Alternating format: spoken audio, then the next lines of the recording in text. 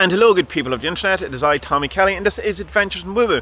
And in this episode I want to talk a bit about an idea which I've talked about before in the podcast, but it's really been kind of echoing back to me at the minute, so I want to talk about it again. And it's this idea of trying to fix your life by fixing parts of your life that may not necessarily be related, but when you do fix them, it fixes other things. I'll explain more in the actual video.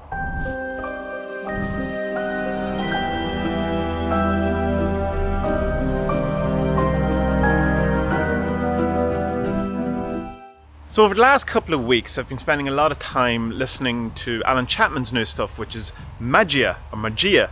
I'm not sure how to pronounce it because the pronunciation on the website seems to have an E in it, which is confusing me no end. But Magia. So it's magiateaching.org. Pretty sure it's .org, but it'll be in the show description anyway. And really enjoying it, and it also kind of leads into being listening to a lot of Peter Kingsley and stuff like that. One of the things that came up though, and I was asking Alan about this, is I was just kind of go, where does this all fit into a kind of like a chaos magic view of the world, whatever? And it's kind of his reply was, and I'm very much paraphrasing, and I may be misinterpreting him, so these are my words, not strictly Alan's, where he says that your life, your practical life, the things around you are a reflection of your spiritual understanding, or your kind of, in a sense, I suppose that's implying your spiritual level, but that's my implication, that's not Alan's implication. And so this got me back thinking about this idea that I had a while ago, and I did a podcast about it called Fix Your Broken Life, or at least I think that's what I called it. That's what it was going to be called at one point anyway. And it's this whole idea of that when you'll have parts of your life where the flow, if you want to look at it from a strict energetic model, like the chi, the vril, the rauk, all of these words kind of can become stagnant or blocked, and this can have knock-on effects into the rest of your life, and they don't seem like they're kind of related in any kind of way. The example I've given before is that at one point I a couple of years ago, maybe last year, when I was doing the journey, one of the things that happened is I was doing a daily journal, and one of the things that was revealed was this thing, that a relationship I had with a particular person that had gone bad, had gone south, needed addressing in some way. Now, it didn't have to be totally fixed or whatever, but I needed to acknowledge it in some way. And I remember at that point going, but I don't want to do that, so I'm not doing that. And things got weird from that, like the kind of sales, if you want, of say even the 47's deck or the book and all that, went way down. Well, really stopped. And I wasn't getting much art kind of work coming in. You know, there was no new clients, old clients who would, you know, normally be regular work. Just nothing was happening. All these kind of things. Patreon kind of, there was a month where a lot of people on Patreon left, and it was all kind of, you know, going, well, this is weird. You know, there's a lot happening, so much that, you know, I knew something was going on. And then when I was putting in my entry for one of the day's journals, and it was weeks later, what I discovered is that it had all been deleted back to that point where I had made that kind of revelation about this relationship, and I went, all right, enough avoidance on this. This is obviously what's going on.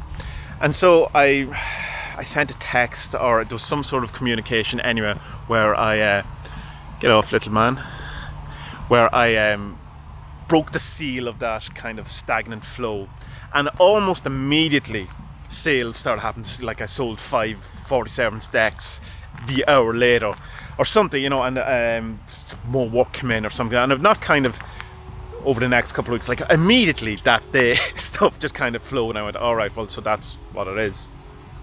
And it got me thinking about this, that like these kind of blockages that we have in different areas of our life can kind of have knock-on effects to the rest of our life. And so if you go back to what I was saying about the Alan Chapman thing, we go that the world around you, your practical experience of this life, is a reflection of your spiritual kind of understanding. Then working on kind of any kind of microcosm stuff in your life will affect the macrocosm. And of course, we hear this all the time in occult circles, esoteric teachings, all these things, you know, the microcosm is the macrocosm, as above, so below, as within, so without. And like we kind of go, that's grand in principle. What does that mean? Well, it means that sometimes when you have a shitty relationship with someone that you're avoiding working on, it can affect your entire life. and it doesn't seem related. And it can be things that not clearing out your shed, even though you should do it, or your garage or whatever, can affect your your working relationship at work or whatever. And so it's all of these kind of echoes and all these type of things. So while not fully directly related to what Alan was saying to me as the question is, it certainly was the impetus for these kind of ideas and wanting to talk about it again. And please focus on my face, please. So here's my challenge, if you want to have a challenge out of it, if you want to kind of engage in this kind of thought and this kind of thing. Pick 5 things in your life that you're avoiding. 5 things that you know you should be doing, and do them. And see how that has an impact on your general life, your general thing. So if you have if you have a drawer that you're just throwing all your rubbish into and all things, clear it out and see if that releases a flow into other parts of your life. More than just the whole idea of clean your room, which is a great, it's the perfect banishment of cleaning your room or cleaning your office, that place that you spend most of your time. It doesn't just have to be around cleaning, but that certainly does have a knock-on effect. If you have, say, had some sort of a falling out with someone at work, or there's something just lingering in the air, fix it.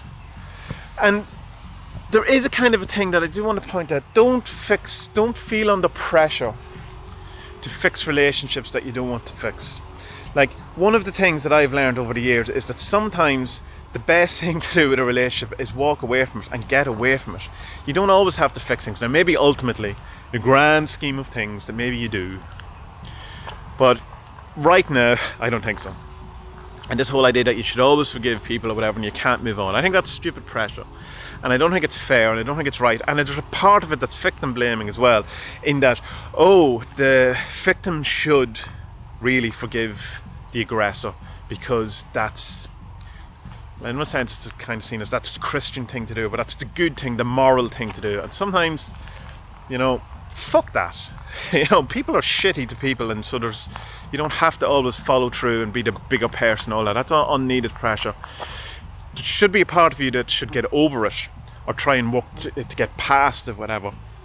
I don't think you need to forgive the other person in it. I may change my mind about that, but that's how I feel now. So when I say this, fixed relationship, if you've had a terrible relationship with your mother the whole life, I'm not saying now forgive her and move on or whatever. But I do think out of the 5 things you pick, that you should probably pick 1 big thing. And 4, kind of lesser things. But, and see how it flows. Like, see if things do change. Like, so, like, do clean something out that you haven't done. Do leave that DVD back that you haven't left back. Oh my God, who rents DVDs anymore? But something like things that you've been putting off, that you've been avoiding, things that you know you should be doing that mightn't necessarily seem as huge things, but in the back of your mind they're annoying you. They're gnawing away at you. There's stuff that you have to do. Post that letter, answer that email, do all these things, or bigger things. Maybe it is saying sorry to that person that you have to say. Maybe it is giving that $20 back to that person who you've just been going, maybe they forgot about. Doing all of these kind of things that you're avoiding that should be fixed, and that should be fixed. That should be a barometer, I think, on what you have to do. You personally feel in your heart that these should be fixed. Not pressure from outside, not your new age self-help book telling you should do these. That you in your heart feel should be fixed. And it could be quite simple things, but they're huge too.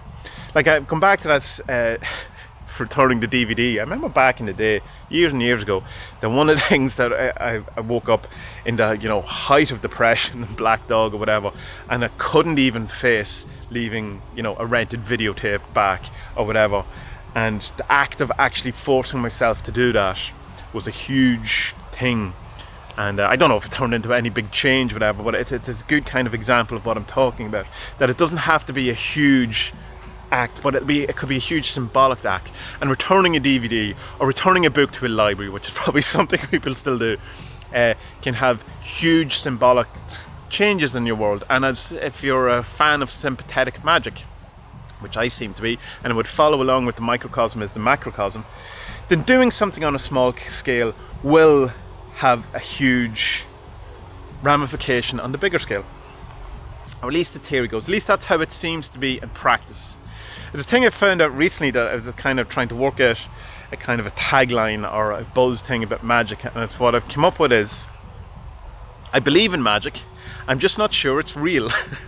And so it's like this, all of these type of things practically seem to have an impact. Whether they do on, you know, on a scientific reductionist materialist level is irrelevant to me if I get the kind of outcome I want. So before I go off into any further of a tangent, pick 5 things, one major thing, and fix them, or stop procrastinating around them. Do them and see if that opens up your vril, your chi, your rauk, what other words is there for energy, whatever it is, in other areas. See if you get more into the flow. See if your prosperity increases. See if your, you know, relationship with your wife increases, your relationship with your kid.